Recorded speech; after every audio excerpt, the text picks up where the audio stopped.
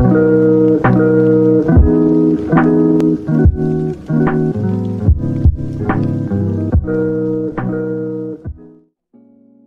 folks, how's it going? Rash here, and welcome back to an episode of Cards and Castles TV commentary. Now, admittedly, this is not the video that I was looking to put out for today, or even earlier. I had plans to do another video this past weekend. Unfortunately, for those of you who do know, I was knocked out by a nasty stomach virus over that last weekend, and it really took me out of action from making any kind of content whatsoever. So not really happy about it, but it is what it is. We've recovered, we're back, and I kind of wanted to ease my body into things by doing a TV commentary just to make sure that things are still okay. We do have some other video plans though later down the line. I think you'll be very excited by what I have in store later on in the week. So with that being said, folks, let's go ahead and get to the games. Match number 1 coming at you right now. Alright, and that game number 1 is going to feature a very good friend of the channel. It's Jesper 13 taking on King. A little bit of mixed Viking action. Jesper with the Warlocks, King with the Ninjas. Let's see what goes down in this first game here. So, very interesting to see that Jesper is rocking most likely Raka Party, which is a deck that I haven't really talked about on the channel, but people have wanted me to. Mainly Slasher. Slash has wanted me to talk about Raka Party for quite some time as a alternative to the classic War Party style, one that is able to spit out multiple iterations of Raka in a single turn for some big damage.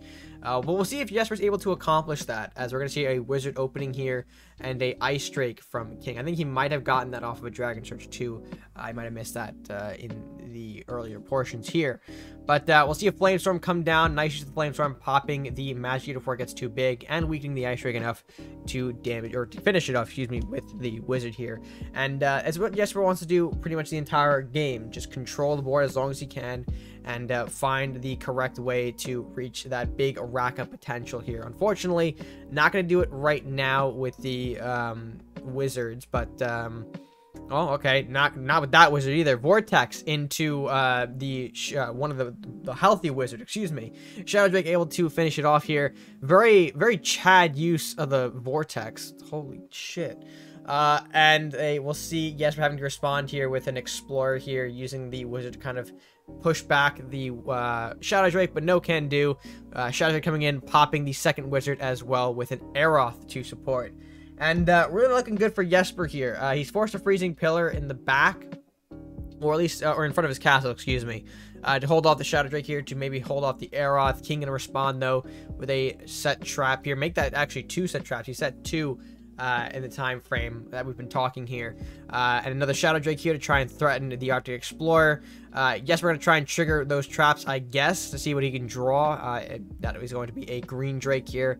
Grotesque is now what he wants to see. Darkbender going to come out now into the second trap, which is Avalanche. He was hoping maybe an Iajitsu Secret Drake combo there in that one trap, but he sees the Avalanche and goes for an early surrender.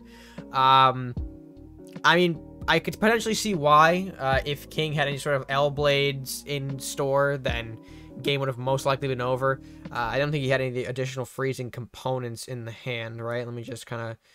I mean, he had a Flamestorm, 2 War Parties, 2 Grotesques. It wasn't looking good. He could have Grotesqued away the Darkbender for more draw, but yeah, I can see that things were just probably not going in his favor. So King walks away with game number 1. Very well done with the Dragons here. Very Chad use of the Vortex as well. I don't see that, I think, main decked at all. I don't think that was main decked, right? I don't think there was any other card here that would have gotten him the Vortex. No, I think the Vortex was just straight from main deck. So very big Chad energy to play Vortex in the opening moment here, but it worked out, and King walks away with a W. So with that being said, let's go ahead and jump right in to game number 2. Right, and game number 2 sees I Roberts taking on Jalen. Hopefully, maybe didn't pronounce that right. It's supposed to be like Fallen. Jalen? I don't know. It looks like it's going to be a Druid Ninja taking on a Pirate Viking here. So let's see what both players bring to the table. 30 turns. Should be quite an interesting matchup we've got here. So, we'll see Rider from Jalen. Okay, seems fine here. I think he might be on the classic Viking pirate good stuff, if you will. Not a whole lot to really mention or pick out specifically here.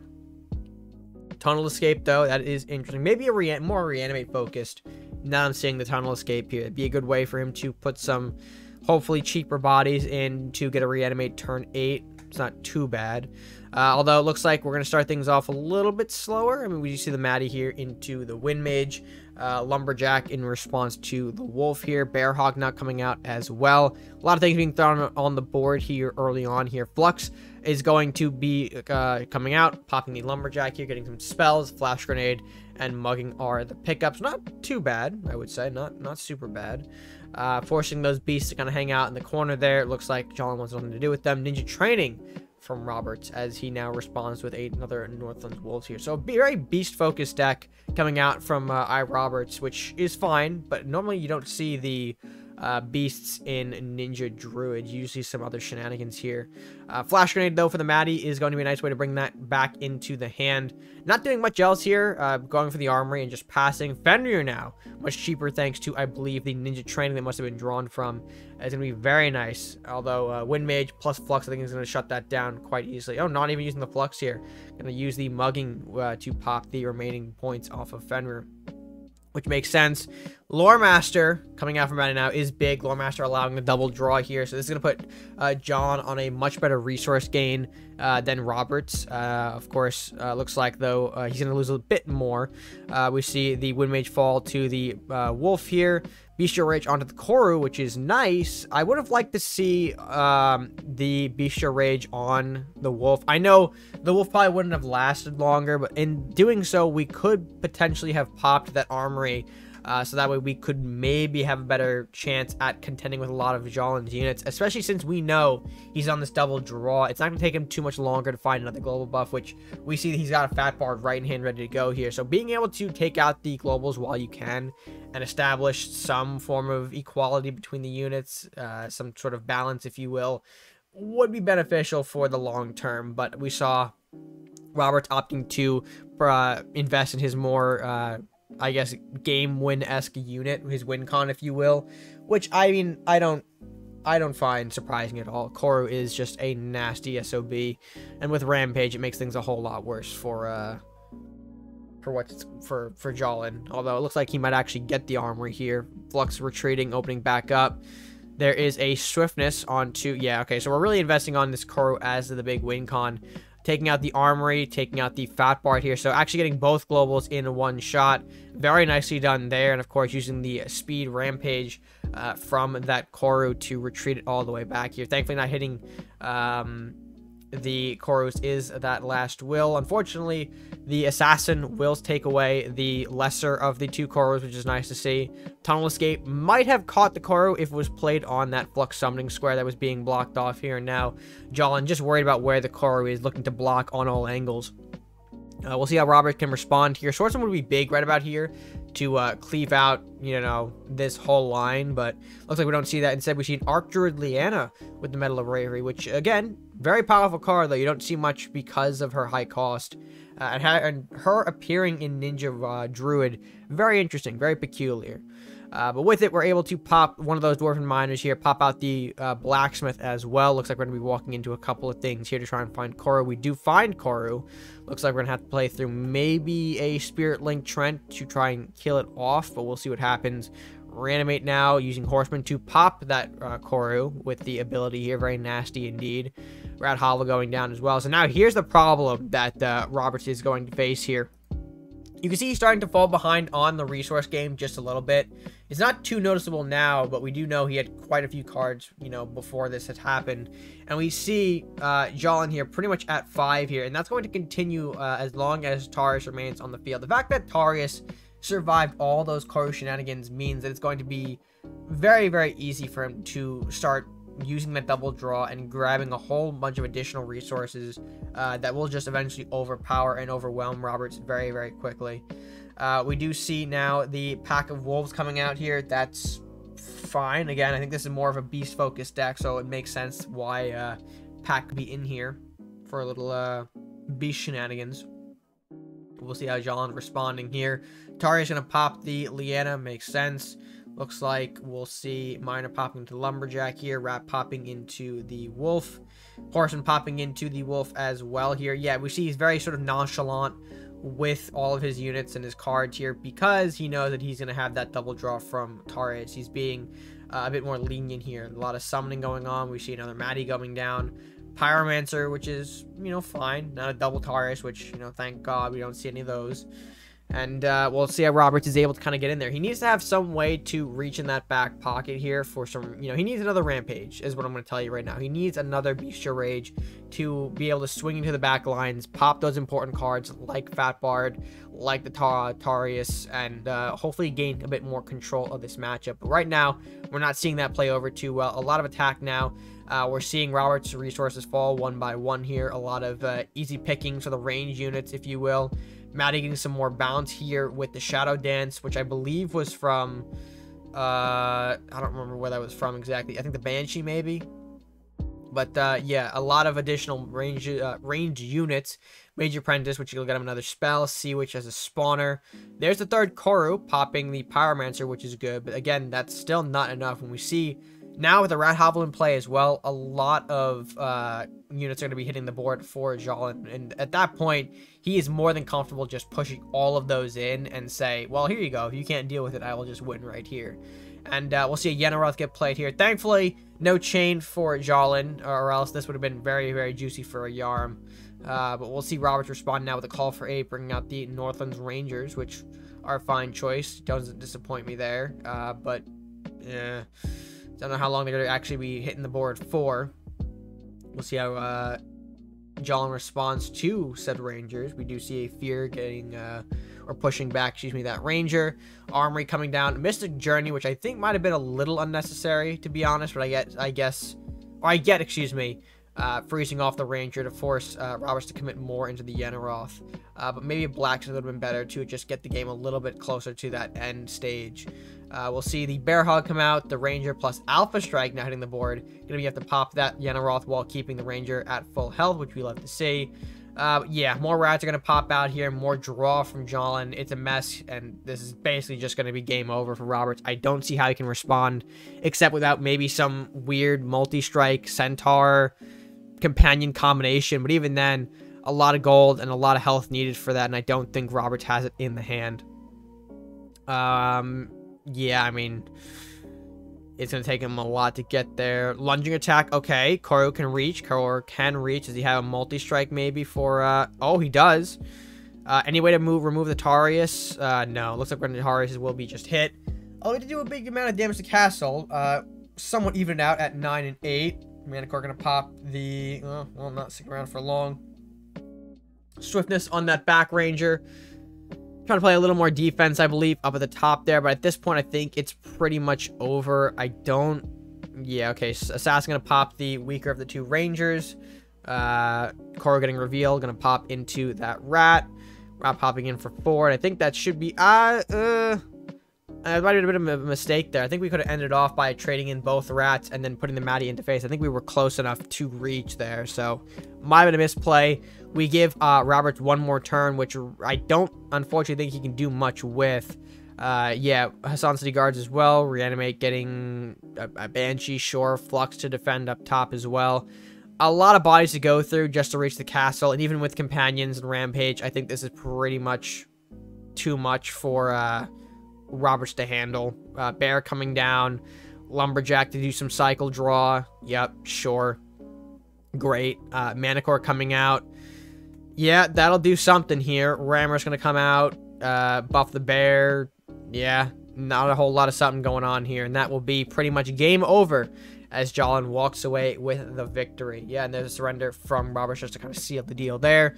Able to pick up the win, and while I don't want to say it was all on Tarius, I think Tarius played a heavy part in that. This is just why Tarius should not be in the Maddie pool. It boggles my mind that it was put there, but it still is, and you see right there, it gives the double draw potential to so many decks that don't need it. And in this case, being able to just spam out a lot of the resources like we saw here is just, it's insane. It's insane. A normal deck, their resource gain can't keep up unless they're doing like school draw on their own or something like that. Unless there's any sort of external draw involved. Usually decks are not going to be able to withstand a Atarius double draw scenario here. So a bit unfortunate, but that will be how this game goes. And that does bring us, folks, to match number 3. So without further ado, let's go ahead and check out how that one went. All right, friends, and our last match will be Derek Dudge taking on qxdxc. A little bit of a mirror matchup here in the Ninja Pirate combination, which is strange because I don't think I've seen these colors do a whole lot, but who knows? I mean, people are discovering and bringing out, you know, wacky things each day, so fair that people are maybe just trying something new here. It's been a while since I've seen Derek, so I want to see how he's doing here on Cards TV. Opening up with a Lumberjack, which is fair because his hand is looking pretty rough without it. Kaiju, Kraken, okay. So Derek on the classic monster build here, utilizing, you know, both of the monster support within both ninjas and pirates, so it makes sense. We'll see an Elvis Thief come out in response, turn 2 to the Lumberjack here. Very nicely done there. Going to get some ramp while also keeping the Thief alive. Dudge, though, going to put another Lumberjack in, giving Q, excuse me, that additional resource. And, of course, Metal of Bravery into Magic Eater here. Going to trying to grow, excuse me, a very big boy. Lich with no freeze targets. You love to see it off of a Maddie. And a pass back over to Derek. Dissipate now going to be the card to play. Going to send that Magic Eater right back to the hand, which, of course, makes sense. We don't want that thing to grow too powerful too quickly. Q opting for a Armory now in response to Dissipated Magic Eater. Lich will pop in for 3, which I guess is fine. Masuda plus Swiftness now. Excuse me. I'm getting tongue-tied here in the last matchup. Will come out. I think that's mainly for the draw cycle. Plus, we can collect the Maddie while keeping the Masuda alive, so that does make some sense there. Catherine now going to pop away the rest of that Masuda, which is unfortunate here. Derek not going to be able to capitalize on any sort of, what's it called? Masuda value. But we'll get Voyager Kaiju in play now. This is pretty scary, of course. Kaiju, again, a card we don't see very much. He is slow. He is a big boy. Not a whole lot of people decide that he is worth the slot here. So we'll see if Derek has anything in mind for it. Scope going to go ahead, pop down the Kaiju, freeze off the remaining units on the board, which is very nice. In this case now, we can clear up that captain and now potentially get ourselves in for a multi-strike. We see Derek's got 2. Will they land on the castle? That is the big question here. We'll see. Oh, and that's a perfect draw. Panda going to pop out now. Q with the Cannoneers as a way to try and, you know, push back Derek. Hoping that he doesn't move his Kaiju up. And if he does, I mean, the Cannoneers could just pop it. But now Panda throws a wrench into that plan big time. The Panda top deck means that both Cannoneers are going back to the hand and need another turn to kind of reset themselves here. Pushing the Kaiju into the optimal position to do some dangerous multi-strike stuff. And with Scope, it's going to be very, very dangerous here. Elvis Thief's going to come out now. Another Cannoneer as well. Thief going in the wrong spot, to be honest, but I don't think Q really has a choice here. I mean, if he puts it up in this spot, the Captain and the Panda trade in.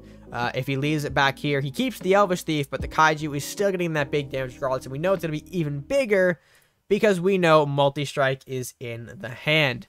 Kaiju now going to walk up, deal a total of, I believe that's what, 16 points of damage to the face in one turn, which is fantastic, and very much what Derek needed to pull out to even out this game, actually turn the tide more so in his favor.